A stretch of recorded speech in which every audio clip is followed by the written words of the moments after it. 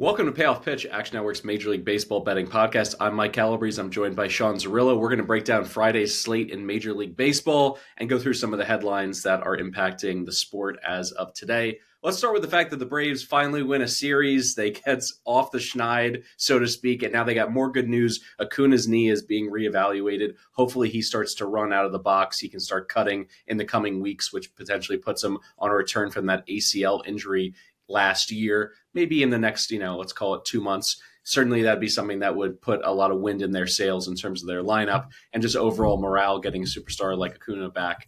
It didn't take long for the White Sox to basically secure the status of worst team in baseball. They have lost 8 straight behind one of the most anemic lineups in all of the bigs. And then finally, emblematic of baseball, and this is what I think can be attested to by our audience, people who bet baseball every single day. Only one team in all the majors has won more than 2 games in a row, and that's the Cleveland Guardians, who just beat the Chicago White Sox. So this parity across the board, it is something that can be interesting on a day-to-day basis, certainly backing underdogs. Sean, you've spoken to this before in terms of making the math work for the entire season, thinking big picture. You got to back a lot of dogs. It's the reason why this sport, as compared to the NFL, Major League Baseball, really almost any other daily sport that you're betting, there's a difference between minus 125 and minus 115. Sometimes it seems like we can be splitting hairs there in terms of your projections, but when you bet so many games over the course of the year, you need to squeeze out as much value as possible. What are your thoughts here on the state of the game before we get into Friday's slate? Yeah, I mean, the difference between minus 125 and minus 115 is 2.5%, 2%. So that's the difference between a bet and no bet for me, right? Like the easiest example I can always give is even money in 52% or even money in 48%. Like that is what I bet. That's the difference. That is my edge. It's a 2% edge. Baseball teams are looking for a 1 to 2% edge against their opponents when they're on the field. The extra 2%, book about the Tampa Bay Rays, though the author of that book, not necessarily age well. But just like the team's looking for an edge on the field, we're looking for an edge behind the scenes. And whether that edge is 2%, 2.5%, 3%, that's what I'm trying to find in terms of actionability and firing upon. And that's why, as of this morning, I can no longer give out the Braves and Rays over 9 as my best bet. Yesterday at 8.5, absolutely my best bet. Even upgraded the total today after seeing updated winded weather with the wind blowing straight out in Tampa, 75-degree first pitch temperatures. I made this total around 9.25 last night. I bumped it up actually a little bit today, closer to 9.5. So the over 9 to minus 110, where available, absolutely would be my favorite bet today. I mentioned last week, you're going to have the Action app notifications on because Thursday openers are something we're going to be betting regularly. Just 6 games on the slate yesterday. I was firing bets for Friday as of about 2 p.m., including this Braves over, and then I fired it again during the Braves-Phillies game last night, or maybe even a little bit before that. But just something to keep in mind. This number is way gone for all of you out there at this point, except for the 9 minus 110s. I'd still bet it there, but absolutely love this bet today. And getting over 8 compared to a closing total at 9, certainly in a decent position. Yeah, it's unfortunate because I certainly like the over when you dig into the pitching matchup. Elder versus Bradley, they've both been knocked around a bunch thus far this season, both giving up the long ball at a pretty healthy clip. And also, in terms of returning to the mean a little bit, these two teams, in terms of the Braves and Rays, they've been under teams so far, 15-8-1 to the under. You would think that over the course of the season, it's going to get a little bit closer to a 50-50 split in terms of how they've been priced. So I still may end up going there, even though you're saying that the number and the juice has moved away from an optimal position. We discussed it very briefly. Sorry to interrupt, Mike. Yes, we discussed it very briefly, but the wind at Steinbrenner Field is going to be more impactful than maybe anywhere else this year. It was in my article, Opening Pitch on Wednesday. I linked to an article on Fangraphs discussing this because the average wind speeds at Steinbrenner Field are actually higher than they are at Wrigley Field, but there's also so much less structural shielding. There's no second deck. There's no outfield seating. There's no surrounding skyscrapers to block any of the wind paths. So even when you get 7 to 10 mile an hour winds, it's going to have a dramatic effect, whether it's blowing in or out. You're going to see it blowing out more during the day as opposed to in at night as the season progresses. But right now, earlier in the season, it is blowing out at night a little bit more than it is during the day, or at least more than it's going to blow in during the season or blow out during the season at night. As we progress more towards September, October, this may actually become more of a pitcher's park at night because the wind patterns change and the wind starts blowing in more aggressively. Right now it's blowing out. the other day, if you joined me on the over, saw a bunch of home runs to that short porch in right field, but in particular, a couple of 320-foot home runs for that. Mike Trout hit one. The other one was hit by Yandy Diaz. That ball had an expected batting average of .002. The wind is crazy in Tampa Bay. It's just going to add or detract an extra 50 to 60 feet of carry off of these baseballs, depending on the direction of the wind. Jonathan Aranda, I linked to a clip in that article as well. He lost 60 feet of batted ball distance during a game there during the day because the wind was blowing in. It obviously, like that ball obviously would have gone out at every single park except for Tampa Bay on that day. It was the lowest batted ball distance for a ball of that trajectory hit in the past several years. So just keep an eye on the wind in Tampa Bay on a daily basis. It seems like the opening totals are not adjusting to the wind patterns yet. They keep opening right around 8.5, and then you have to adjust for the wind on top of that. So I think, compared to the openers in Tampa right now, you can get an edge on the wind. Let's look at your best bet for Friday, AL Central matchup between Minnesota and Detroit. Twins return home after a 4-game set with the Royals. They're hosting Detroit and sending David Festa to the bump for the first time this year. Reese Olson has also given up more than a hit per inning through 2 starts. So interesting in terms of what he brings to the table facing up against that Twins lineup. But really the question is, can the Twins bats wake up? They're hitting 199 as a team, tied for second worst in baseball. Do you think this is a good buy low opportunity with this Twins lineup? Yeah, I make this line closer to -130. In fact, even with the Twins lineup being pretty depleted, Royce Lewis not there, Byron Buxton dealing with a personal matter at the moment, I do not have him in the Twins lineup today. I still project them as the better offense than the Guardians against right-handed pitching, with both teams throwing out right-handed starters. So view Twins offense is better, even, missing 2 of their key contributors. And I view Reese Olson and David Festa as very comparable pitchers. Festa 3.8 to 4.05 FIP projections this year. Reese Olson 373 to 405. Olson has struggled a little bit to start the year. Festa got sent down to the minor leagues. A lot of people thought both he and Zebby Matthews could have potentially began the season in the Twins rotation. Festa was great last year. In about 13 starts, he had a 3.9 body ERA, a 3.6 expected FIP, a 4.14 expected ERA per StatCast, and a 105 pitching plus rating. So the stuff models, the underlying indicators all said David Festa immediately a league average starter as a rookie across a pretty sufficient sample, 14 appearances, 13 starts. I like him quite a bit. I view him very comparably, as I said, to Reese Olson, but I gave the Twins a slight offensive advantage, and I prefer their bullpen as well. I had this as the number 1 rated bullpen coming into the season, slightly ahead of the Dodgers. I had the Tigers closer to 12th. Now, the Tigers in general just do a really good job of optimizing their roster, getting the most out of it, playing matchups. So I think they do project a little bit better, or they will perform a little bit better than a number 12 projection for their bullpen. I expect them to finish as a top 10 bullpen by the end of the year. They just do a really good job mixing and matching guys and putting guys in different roles. And those guys seem to be flexible in terms of handling those roles. I know Bo Brisky struggled a little bit to start the season, but you saw him used as an opener last year, then used as a closer. They were doing similar things with Tyler Holton. So it's just a very flexible Tigers pitching staff. The Twins guys seem to be much more defined in terms of their roles. Their roster is really banged up to start the year now. Pablo Lopez going on the IL as well. So the Twins are already trending towards another disappointing season after not spending any money over the offseason, looking to change owners. It's kind of a weird year in Minnesota in general. But I do, as you said, think we're getting a nice buy low opportunity here on them. This opened closer to -105. Again, I projected this closer to -130. So this isn't a bet I'm necessarily was, gearing up to play. This was just the numbers play, and currently it's my biggest edge on the board. So anything Twins up to -120. And then I should also mention with this game, this is a borderline under for me right now. I make this 7.3. You can get 7.5 at plus money, or 8 -118, 8 -120 out there. If it came down to 8 -115, I'd probably bet it. Otherwise, I'm just going to wait for the umpire. Now, if you tell me in the Action Network app, you got that raise over notification yesterday, you're probably like, great, this is good CLV. I also put in a Twins under notification there yesterday. And the Guardians too, I put in a Guardians over notification.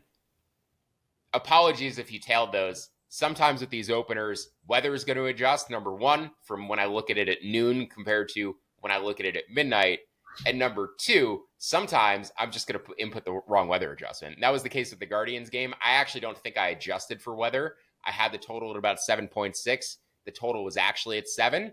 Once I actually input my weather adjustment, I came down in line with the market. Now I'm at 7.1. I was at 6.9 last night. So unfortunate. I'm sorry if you had to buy off of those numbers.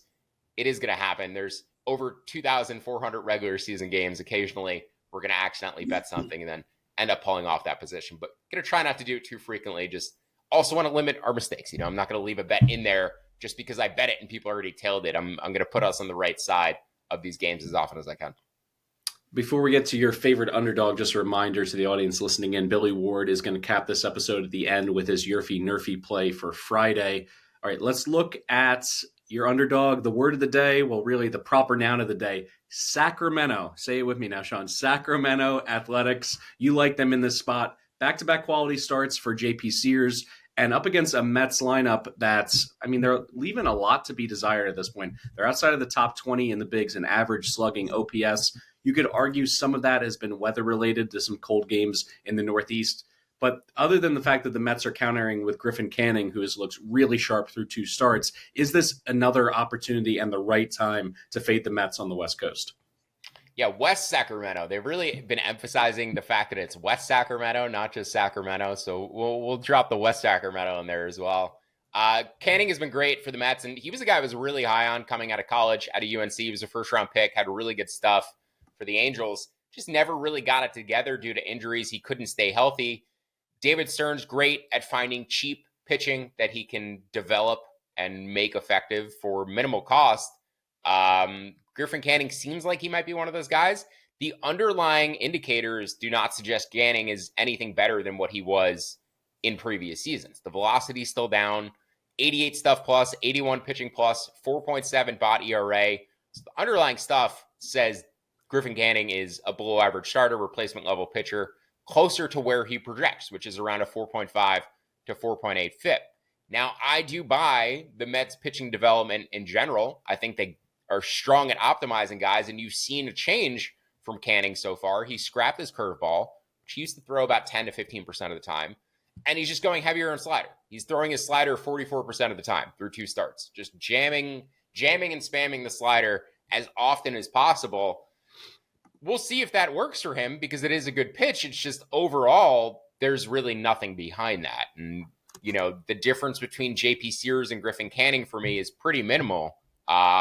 Sears, a very similar FIP projection, also a very nasty slider. 125 stuff plus on his slider. Aesthetically, it's one of my favorite pitches in the game. Really reminds me of Pedro Feliciano's left-handed slider. RIP Pedro Feliciano.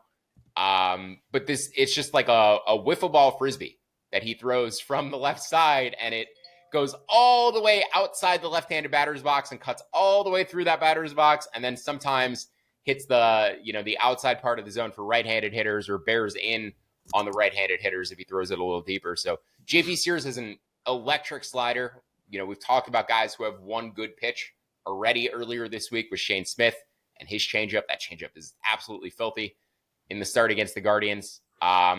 But really here, and you kind of alluded to it, Mike, the Mets offense has struggled a little bit to start the year. They've really been bad with runners in scoring position, but overall, I give Oakland the offensive edge in this matchup. I prefer the A's offense against righties compared to the Mets against lefties. I have the A's at a 117 WRC plus against righties.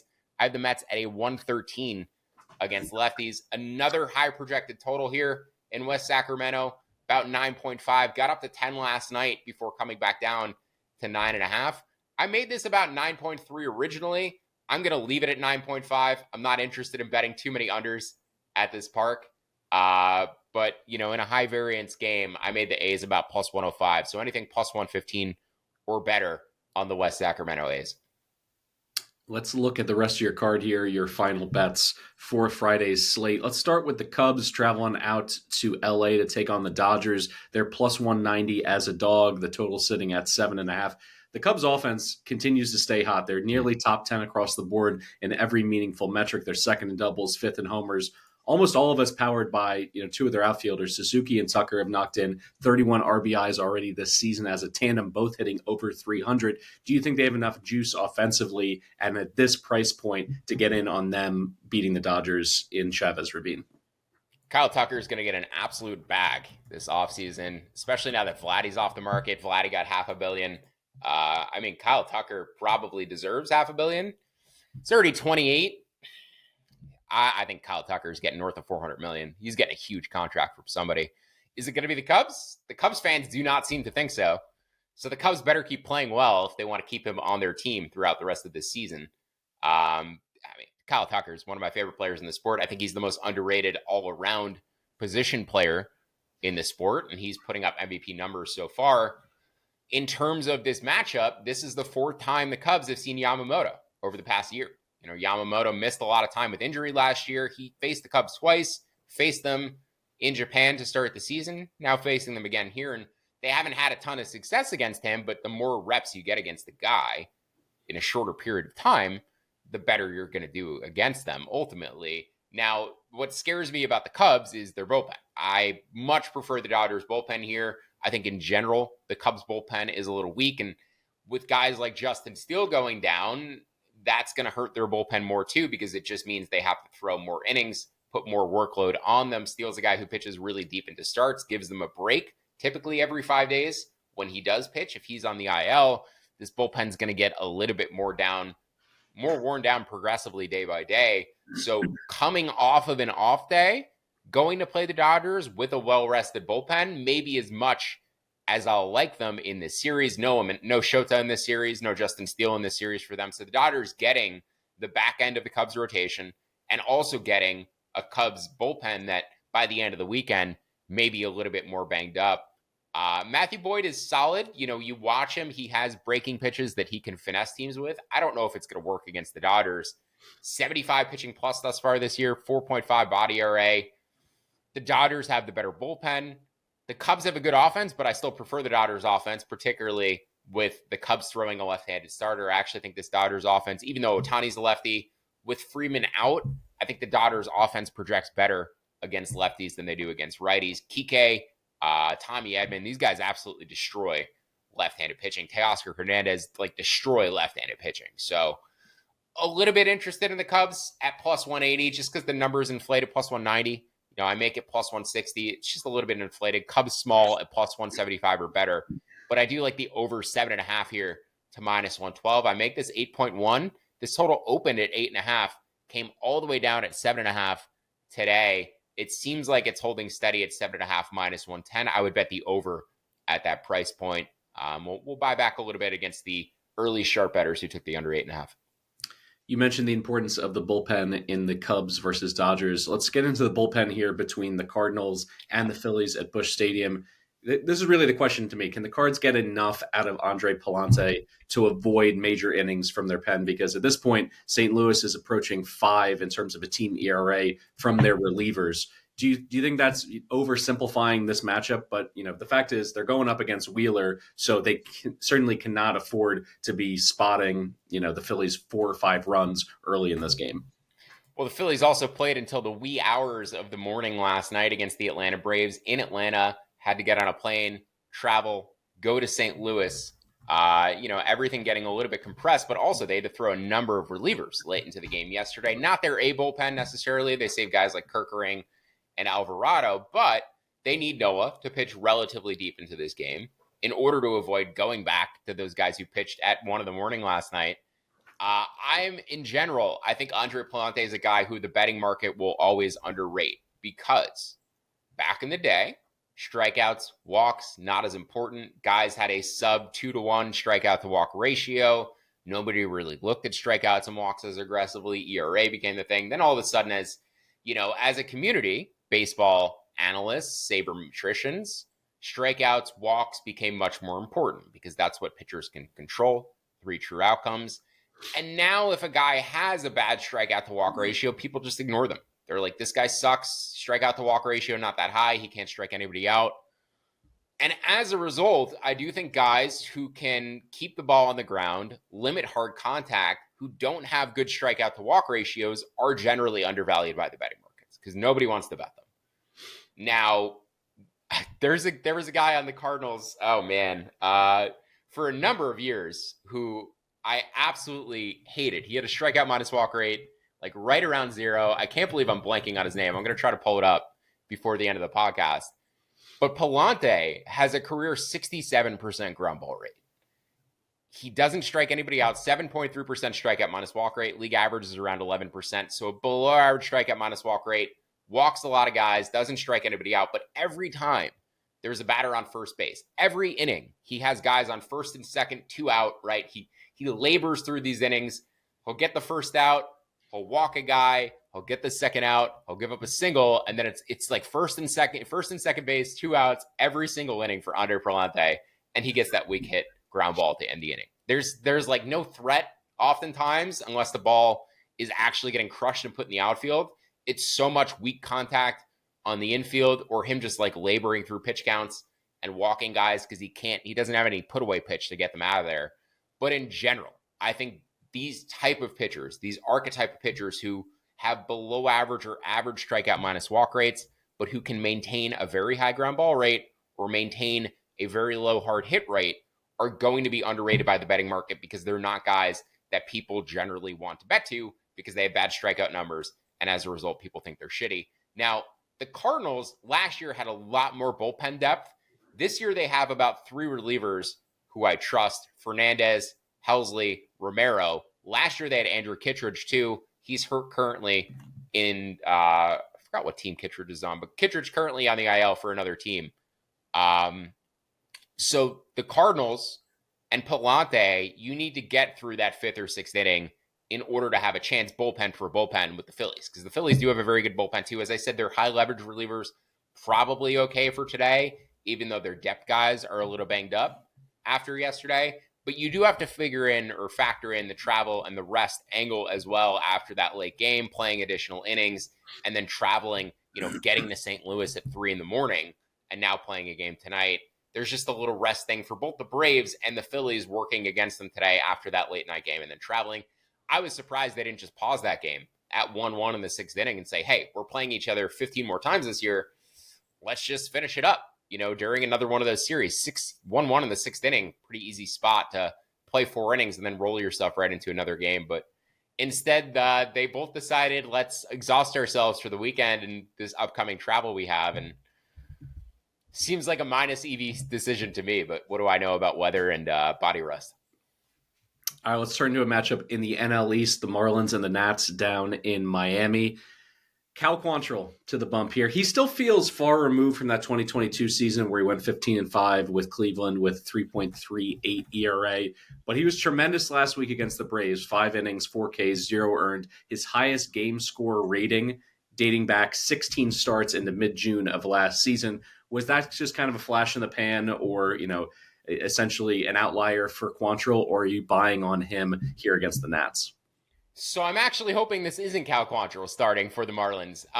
Based on the beat reporter, Craig Mish, for the Marlins, I gathered that Quantrill's going to start Sunday and that this is going to be Edward Cabrera tonight going on Friday, which we do not have confirmation yet. No official confirmation on MLB.com. It is still up in the air. I think the Marlins are still capable of starting Quantrill here. But if it is Cabrera, I do like the Marlins at plus money because he projects better than Mitch Parker. This is a stuff versus command matchup. Cabrera 100 stuff plus, Parker 79 stuff plus. Parker much better command. Cabrera, in his 2 rehab starts prior to coming back for this appearance, 9 strikeouts, no walks, and looked dominant in both outings. This guy is a major command concern guy in every single start. Seems like he has an inning where he walks the bases loaded in every single start. And then his night comes down to whether or not he gets out of said bases loaded jam that he created himself. There are a lot of guys like that who, put themselves in trouble, dig their own hole. And then if they dig out of the hole in that inning, they're fine. If they do not dig out of the hole, their night is likely over within a couple innings. So not a huge bet for me because the Nats do have a pretty effective offense. I have their win total over.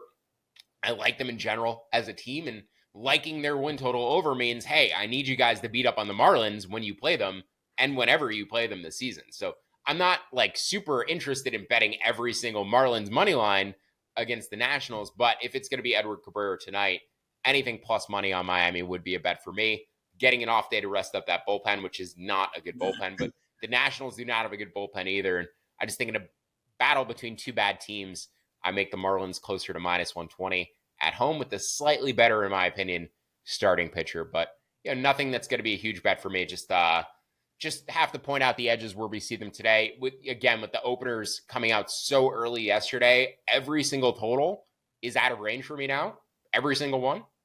There's a couple of borderline ones I'll mention here at the end. And there's only about 4 or 5 sides that I even project slight value on. And one of them is the White Sox. And I'm not coming on the show and giving out the White Sox on a daily basis. So yeah, Marlins plus 110, or Marlins even money or better. I make them minus 110. But could wait for confirmation on Edward Cabrera.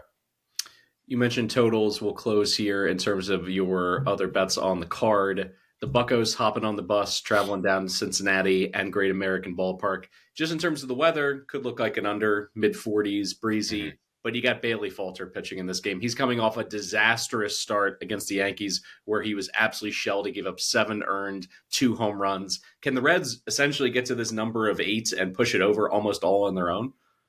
Yeah, that's what I think might be the case. Now, as you said, wind blowing in like 40 degrees, pretty miserable temperatures for Cincinnati, but it's such a small ballpark. And the bullpens for both of these teams are bad. Like, you could see the runs coming in a variety of ways that do not involve the ball being hit out of this tiny ballpark. I made this about 8.6. It's a borderline over for me at 8 minus 120 or 8.5 at even money. I'm going to wait for the umpire here in order to make a decision. I also mentioned that Twins under 8, is borderline for me. I make that about 7.3 right now. So under 8 minus 120, pretty borderline. Twins under 8 or under 7.5. Reds over 8 or over 8.5. I'm going to wait a little bit longer until we get umpire information. About 3 p.m., 4 p.m. Eastern time, we should know a little bit more info on those games, and I'll be able to make a decision as whether to fire upon those totals or not. Same situation as we typically have on Mondays, just waiting for umpires, or Tuesdays even for that matter, waiting on umpires for some of these new matchups. A lot of the time, I'm going to have a bet that is like literally right at my edge marker. And if it's a pitcher-friendly umpire or hitter-friendly umpire, depending on the direction I want it, it may knock me right in line with the betting market as opposed to having a small edge. So until we get umpires, don't want to try to fire at these edges that may not exist once I actually get more info. All right, I'm walking to the mounds. I'm calling for a reliever. Let's toss it over to Action Network's predictive analyst Billy Ward to talk some YRFI Nerfies on the Friday slate. In 3, 2, 1. Thanks, guys. We got a busy Friday of baseball. I found 3 YRFIs that I like. That is YRFI/Nerfy. I like to say that as YRFIs. The first one is in the Reds-Pirates game. This one is happening in Cincinnati, which is one of the best hitters park in baseball, which pushed my projections over. The yes runs is as high as plus 120 at Bet Rivers. Plus 110's out there somewhere else. I would take those as well. It's a little bit of a tricky one. Both pitchers have kind of bad first time through the order splits. Neither team's lineup is especially strong at the top. But since we have an 8.5 run total, anytime we can get plus 120 on the YRFI, that's almost an auto bet, kind of regardless of the other factors, especially at such a great hitter's park. So ideally the plus 120 at Bet Rivers. If you don't have access there, any of the plus 110s out there are also fine. Next bet, the only Nerfy of the day, is Marlins Nationals. We're still a little bit unsure on who the pitcher is going to be. I have plugged in Cal Quantrill as the Marlins starter. I played with a few different guys just in case. The projection was pretty much similar, no matter which of the likely starters I put in. Best line is minus 120 at BetMGM. You can get all the way up. It's good all the way to minus 125, which you can find at most books. Kind of the inverse situation here. It's an 8-run total. Both pitchers, or all the pitchers I've checked, pretty solid their first time through the order. And neither team has really anyone strong at the top of the order.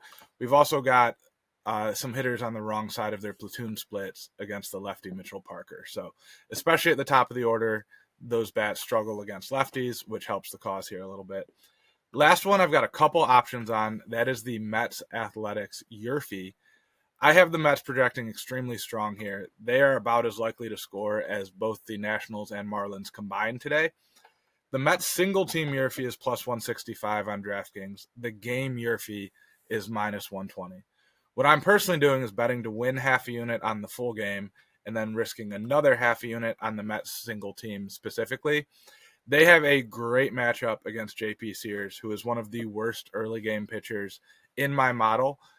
Sears is also a lefty, and surprisingly, Juan Soto has a better WOBA against lefties dating back to the start of last year. So the lefty matchup actually helps the Mets bats here, and JP Sears is just bad early in games to begin with. And this game has, I believe, a 9.5 run total. So the way I've got this structured, we break even if only the Athletics score. If the Mets score is a pretty big profit, and we are risking just 1.1 unit. So feel free to, take any version of that you like based on your risk tolerance. Just going with the Mets single team also makes a ton of sense, but I have the A's as a relatively strong projection as well here.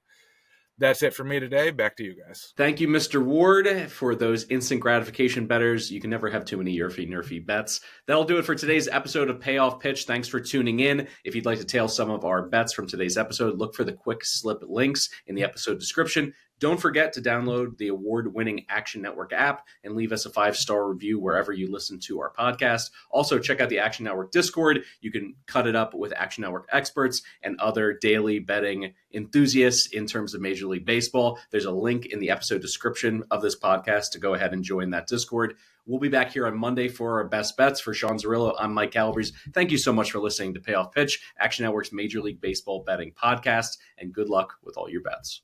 Dakota Hudson was the pitcher. Dakota Hudson.